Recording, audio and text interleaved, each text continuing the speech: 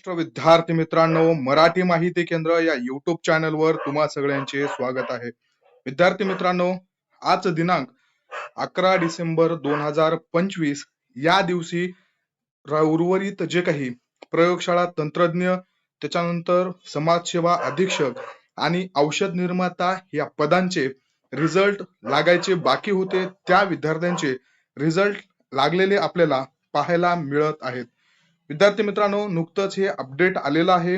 यामध्ये सरळ सेवेचे तांत्रिक व अतांत्रिक संवर्गातील पदांसाठी जी स्पर्धा परीक्षा 2025 DMER म्हणजेच वैद्यकीय शिक्षण व औषधी द्रव्य विभाग जो आहे यांच्याद्वारे प्रसिद्ध करण्यात आलेली होती, भरून घेतली जात आहे ही पदभरती. याच्यामध्ये वैद्यकीय शिक्षण व औषधी द्रव्य विभागाच्या अधिपत्याखाली शासकीय वैद्यकीय दंत महाविद्यालय, त्याला संलग्नीय रुग्णालय, त्यांच्यामध्ये तांत्रिक व अतांत्रिक संवर्गातील एकूण 1107 पदांसाठी पदभरती TCS या कंपनी मार्फत प्रसिद्ध करण्यात आलेली होती आणि TCS या कंपनीनं परीक्षा घेतलेली होती. याच्यामध्ये एकूण 17 संवर्गापैकी 14 संवर्गाचे रिझल्ट जे आहेत ते 5 डिसेंबर या दिवशी लागलेले होते. आणि विद्यार्थी मित्रांनो, उर्वरित 3 संवर्ग जे आहेत ज्यामध्ये समाजसेवा अधीक्षकचं पद असेल, त्याच्यानंतर औषध निर्माता फार्मासिस्टचं पद असेल आणि प्रयोगशाळा तंत्रज्ञांचं पद असेल, या तिन्ही पदांचे पेपर एकापेक्षा जास्त शिफ्ट मध्ये झालेले होते. त्यामुळं त्यांचं नॉर्मलायझेशन होणार होतं आणि विद्यार्थी मित्रांनो, त्यामुळंच या तिन्ही संवर्गाचे जे नॉर्मलायझेशन करून मार्क आहेत ते आज दिनांक 11 डिसेंबर रोजी प्रसिद्ध करण्यात आलेले आहेत. हे बघा, हे आहे ऑफिशियल वेबसाईट. या वेबसाईट वरती तुम्ही गेलात त्याच्यानंतर तुम्हाला भरती या सेशनवर जायचं आहे आणि भरतीमध्ये गेल्याच्या नंतर तुम्हाला तिथं नोटीस अशा पद्धतीनं दिसून येईल, अतांत्रिक पदांसाठी स्पर्धा परीक्षा 2025 गुणवत्ता यादी प्रसिद्ध करण्याबाबत. बघा, त्याच्यावरती तुम्ही जेव्हा क्लिक केलं तेव्हा तुम्हाला अशा पद्धतीचं एक शीर्षक दिसल, ज्याच्यामध्ये 4 सिरियल क्रमांक आहेत. गुणांकन यादी प्रसिद्ध करण्याबाबत हे जे आहे हे पहिलं नोटीस आहे, हे त्या PDF मध्ये तुम्हाला पाहायला मिळेल. आणि त्यानंतर बघा विद्यार्थी मित्रांनो, लॅबोरेटरी टेक्निशियनचं कस्टम रिपोर्ट आहे, तो तुम्हाला डाउनलोड करण्याचा ऑप्शन मिळेल. याच्यामध्ये तुमचे रॉ मार्क असतील प्लस तुमचे नॉर्मलायझेशनचे मार्क असतील, दोन्ही मार्क्स तुम्हाला पाहायला मिळत आहेत. लॅब टेक्निशियन असेल, फार्मासिस्ट असेल किंवा सोशल सुपरिटेंडेंट पदासाठी असेल, या सगळ्या पदांचे ही ऑफिशियल वेबसाईट आहे. त्यानंतर बघा, मी तुमच्यासाठी घेऊन आलेलो आहे लॅबोरेटरी टेक्निशियन. बघा, आज डाउनलोड करून ही लिंक मी तुम्हाला टाकलेली आहे. याच्या तुम्हाला सगळ्यांच्या PDF पाहिजे असतील तर आपलं मराठी माहिती केंद्र म्हणून एक टेलिग्राम चॅनल आहे. टेलिग्राम चॅनलची लिंक तुम्हाला या व्हिडिओच्या डिस्क्रिप्शन बॉक्स मध्ये देतो, तिथं जाऊन तुम्ही पाहू शकता. तिथं जायचं आहे तुम्हाला, तिथं व्यवस्थितरित्या पाहायला मिळत आहे. विद्यार्थी मित्रांनो, बघा, लॅब टेक्निशियन या पदासाठी रॉ मार्क लिस्ट असतील आणि त्याच्यानंतर नॉर्मलायझेशनच्या नंतर वाढलेले मार्क असतील, या दोन्ही गोष्टी तुम्हाला इथं पाहायला मिळत आहेत. विद्यार्थी मित्रांनो, बघा, माझ्या ऑब्झर्वेशन नुसार 13 तारीख आणि 15 तारीख अशा 2 शिफ्ट मध्ये हे पेपर झालेले होते. आणि विद्यार्थी मित्रांनो, 15 तारखेला जो पेपर झालेला आहे, या पेपर दिलेल्या विद्यार्थ्यांचे मार्क्स आपल्याला वाढलेले दिसून येत आहेत. सगळ्यांचेच वाढलेत, पण 15 तारखेवाल्यांचे थोडे जास्त वाढलेले दिसून आलेले आहेत.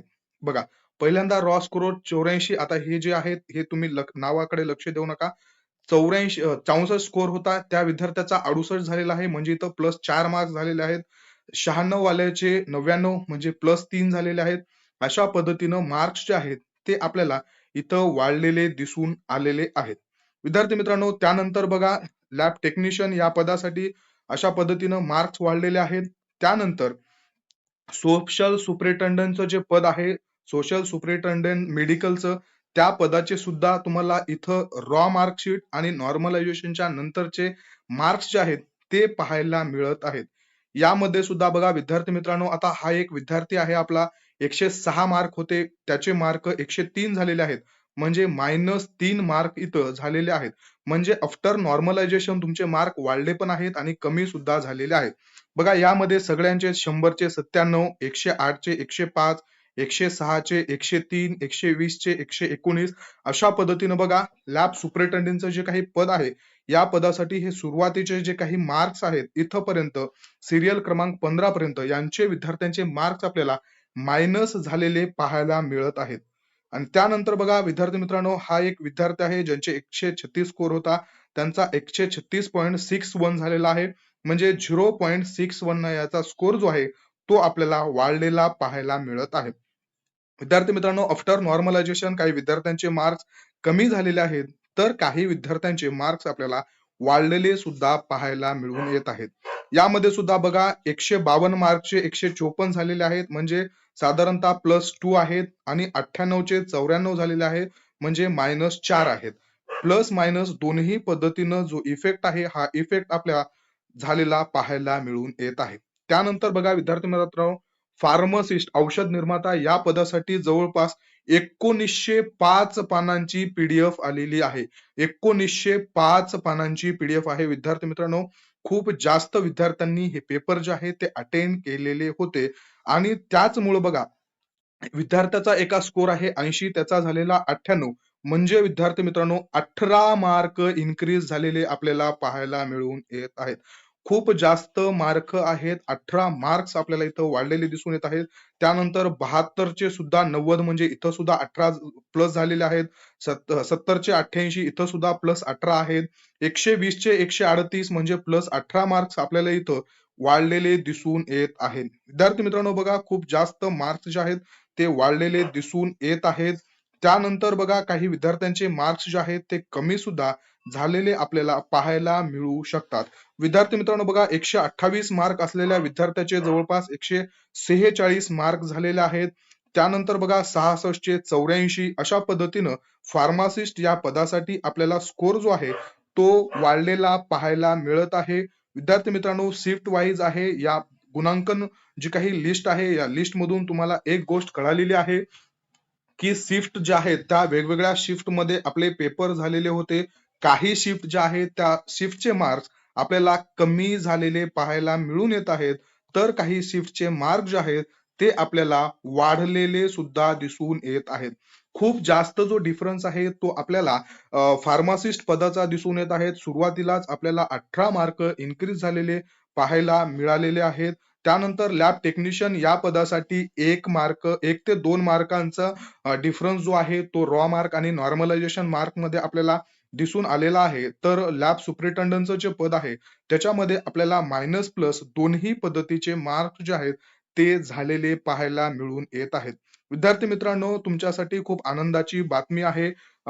जे काही डीएमईआर पदभरती आहे 2025 ची, या डीएमईआर पदभरती 2025च्या पूर्ण 17च्या 17 संवर्गाचे जे रॉ मार्क लिस्ट आहेत, या रॉ मार्क लिस्ट तुम्हाला पाहायला मिळून येत आहेत. रॉ मार्क लिस्ट म्हणजेच हे विद्यार्थी मित्रांनो फायनल मार्क आहेत. यामध्ये आता तुमचे मार्क्स जे आहेत ते कमी जास्त होणार नाही, हे तुमचे फायनल मार्क्स आहेत. पुढची स्टेप काय असणार आहे थोडक्यामध्ये सांगतो. आता बघा, तुम्हाला कॅटेगरी वाईज जे आहे ते कॅटेगरी वाईज तुम्हाला मार्क्स जे आहेत ते पाहायला मिळतील. मेरिट लिस्ट डायरेक्ट पाहायला मिळू शकते, किंवा कॅटेगरी वाईज तुम्हाला मार्क्स जे आहेत ते सुद्धा पाहायला मिळू शकतात. आणि लवकरच यानंतर रिझल्ट लागलेला आहे. लवकरच आपल्याला मेरिट लिस्ट आणि जॉईनिंग लेटर सुद्धा आलेले पाहायला मिळू शकतात. विद्यार्थी मित्रांनो, ही माहिती मी तुमच्यापर्यंत पोहोचवण्याचा प्रयत्न केलेला आहे. तुम्हाला दिलेली माहिती आवडली असेल तर आपल्या मराठी माहिती केंद्र या युट्यूब चॅनलला नक्की सबस्क्राईब करा. आपल्या या व्हिडिओला लाईक करा, तुमच्या मित्रमैत्रिणींपर्यंत पाठवा. आणि विद्यार्थी मित्रांनो, तिन्ही जे रिझल्ट आहेत हे रिझल्ट मी आपल्या टेलिग्राम चॅनलवरती टाकलेले आहेत. त्यामुळे टेलिग्राम चॅनल जॉईन करा आणि तिथं जाऊन पीडीएफ पाहायला विसरू नका. धन्यवाद.